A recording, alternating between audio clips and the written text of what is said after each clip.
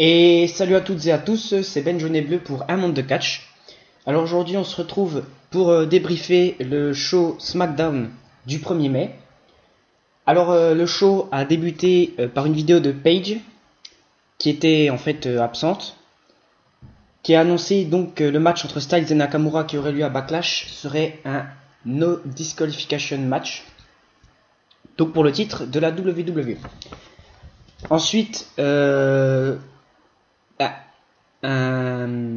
un truc, on va dire, beaucoup apprécié par les fans. Donc c'est le Miz TV, l'émission que le Miz fait à chaque fois. Cette fois, il avait invité Jeff Hardy. En même temps, il a banni Daniel Bryan puisque ce dernier a refusé son invitation la semaine dernière. Alors donc là, au début, déjà, il manque un petit peu de respect à Jeff Hardy, tout ça. Il lui dit, il lui parle de Rollins en lui disant qu'il va reprendre son titre, tout ça, tout ça. Et là, d'un seul coup, le Miz annonce comme ça Randy Orton. Et là, la musique d'entrée de Randy Orton arrive. Le Miz tente de monter Jeff Hardy contre Randy Orton. Enfin, plutôt l'inverse, Randy Orton contre Jeff Hardy. Sauf que ça ne marche pas puisque Randy Orton dit au Miz que personne ne doit lui dire ce qu'il doit faire. Il décide de lui-même. Et il dit donc à Jeff Hardy qu'il gagnera le titre du championnat des États-Unis. Jeff Hardy lui dit qu'il peut essayer. Et là, grosse surprise, Shelton Benjamin arrive. Et là, il critique Randy Orton en lui disant oui, enfin voilà quoi. Et là, ça part du coup en tag team match. Jeff Hardy et Randy Orton contre le Miz et Shelton Benjamin. Sans grosse surprise, même sans surprise du tout. C'est Randy Orton et Jeff Hardy qui remportent le match. Randy Orton RKO sur Shelton Benjamin, suivi d'une Swanton Bomb par Jeff Hardy. Donc les vainqueurs, Jeff Hardy et Randy Orton. Et puis là, évidemment, on connaît Randy Orton. On sait tous ce qu'il adore faire. Et puisque le public adore qu'il fasse, RKO out of nowhere sur Jeff Hardy, son futur adversaire pour le titre des États-Unis. Ensuite, on retrouve Renee Young qui interviewe Carmella et les Iconics Duo dans les vestiaires avant le match qui se déroulera plus tard dans la soirée. Carmella nous fait part de ses impressions. Elle dit qu'elle a hâte de faire équipe avec les Iconics et gagner dimanche contre Charlotte Flair. Et là, ensuite, scène vraiment très drôle. On voit The Bar, donc Sheamus et Cesaro, qui se baladent dans les coulisses. Et là, ils tombent nez à nez avec les New Day. Alors, les New Day, très sympathiques, commencent à blaguer un peu avec The Bar. Bon, des petites critiques comme ça, quoi. Le coup des pancakes. Et puis là, du coup, ça énerve Sheamus. Et Sheamus demande un match. Et là, Biggie accepte le défi. Bon, sauf que ce sera Sheamus contre Xavier Woods. Et ce sera un peu plus tard. Toujours dans les coulisses, on retrouve cette fois Lana qui arrive vers Aiden English et Rusev.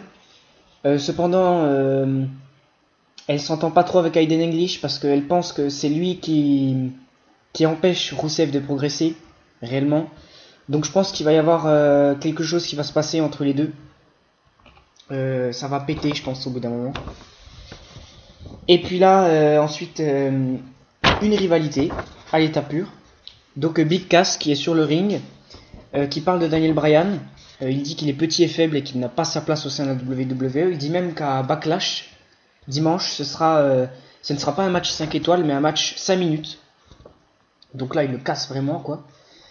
Et là, surprise, Daniel Bryan arrive. Enfin, ce n'est pas Daniel Bryan, c'est un faux Daniel Bryan. Et Big Cass, réaction logique, il le démonte. Toujours en arrière-plan, dans les coulisses, Renee Young interviewe cette fois AJ Styles, qui lui parle de Nakamura. Et Styles lui fait part de ses impressions. Il lui dit que Nakamura, il va vraiment passer un sale quart d'heure dimanche. Et qu'on va retrouver des bouts de Nakamura sur le ring. Je cite, c'est clairement ce qu'il a dit. Et ensuite, Samoa Joe, très énervé comme d'habitude, hein, arrive sur la scène et il annonce tranquillement que une fois qu'il aurait fait dormir le Big Dog Roman Reigns à Backlash dimanche, il viendra prendre le titre, que ce soit AJ Styles ou Nakamura qui l'est. Donc après cette interruption, on retrouve Charlotte Flair dans les vestiaires qui dit à Becky Lynch et Asuka, ses partenaires du soir, qu'elle va retrouver son titre prochainement et montrer leur respect à tout le monde. Par la suite, le match un petit peu drôle, attendu. Xavier Woods opposé à Sheamus. Donc Xavier Woods va gagner. Donc premier match de Sheamus et Cesaro. Enfin techniquement non, puisqu'il n'y a que Sheamus qui a combattu. C'est Xavier Woods qui a remporté en lançant un petit paquet sur Sheamus pour le distraire. Donc c'est assez drôle la manière dont il a gagné. Ensuite on retrouve une deuxième fois pour la deuxième fois de la soirée Paige qui annonce à Mandy Rose qu'elle affrontera Becky Lynch prochainement. Donc Mandy Rose, ça lui fait pas trop plaisir. Elle est un peu dégoûtée parce que bon, elle sait qu'elle aura pas beaucoup de chance contre Becky Lynch. Et là, encore une grosse surprise, on retrouve Zelina Vega qui annonce en direct du parking de la NXT que Andrade Cien Almas fera ses débuts quand ce sera elle qui le décidera. Clairement, elle donne le ton. Hein. Et le show s'est terminé par un 6-woman tag team match, donc le fameux, hein, qui oppose Charlotte Flair, Becky Lynch, Asuka contre Carmella et les Iconics, donc les Iconics composés de Billie Kay et Peyton Royce. Sans surprise, hein, comme le tout premier match de la soirée, les vainqueurs, Charlotte Flair, Becky Lynch, Asuka.